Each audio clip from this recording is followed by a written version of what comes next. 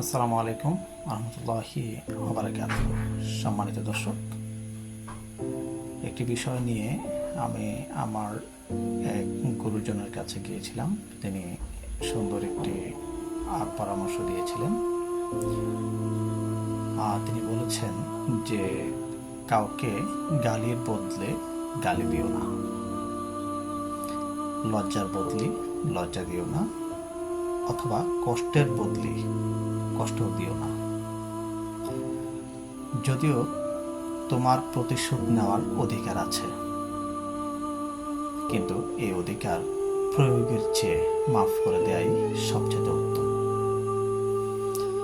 তুমি যদি চুপ করে থাকো, কোনো উত্তর না দাও, এবং এর ফলে তোমার ভিতরে কষ্ট হয়, রাগ সৃষ্টি হয়, আর তুমি যদি তা হজম করতে পারো অথবা ধৈর্য ধারণ করতে পারো, তাহলে এটাতে অনেক কামিয়াবি অথবা ফজিলতমূলক বিষয় আছে।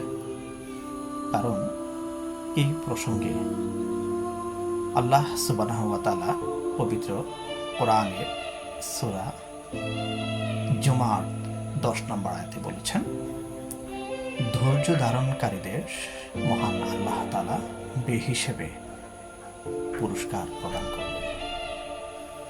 আমার এই প্রিয় গুরুজনের এই গুরুত্বপূর্ণ তথ্যটি শুনে মনটা অনেক শীতল হয়ে গেছে।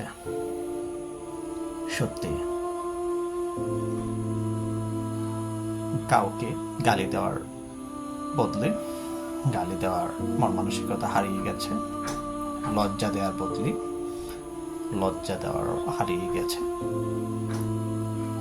আমাকে কষ্ট দিয়েছে, এর বিনিময়ে কষ্ট দেওয়ার মন মানসিকতা হারিয়ে গেছে। যদিও তিনি বলেছিলেন যে যদিও তোমার অধিকার আছে সেই বিষয়ের প্রতিশোধ নেওয়ার, ক্ষমা করে দাও। এটা হচ্ছে মহৎ একটি গুণ। আল্লাহ সুবহানাহু ওয়া তাআলা আমাদেরকে আমার উস্তাদের এই গুরুত্বপূর্ণ তথ্যটির উপর আমাকে আমল করার তৌফিক দান করুন। আমিন। আসসালামু আলাইকুম ওয়া রাহমাতুল্লাহ।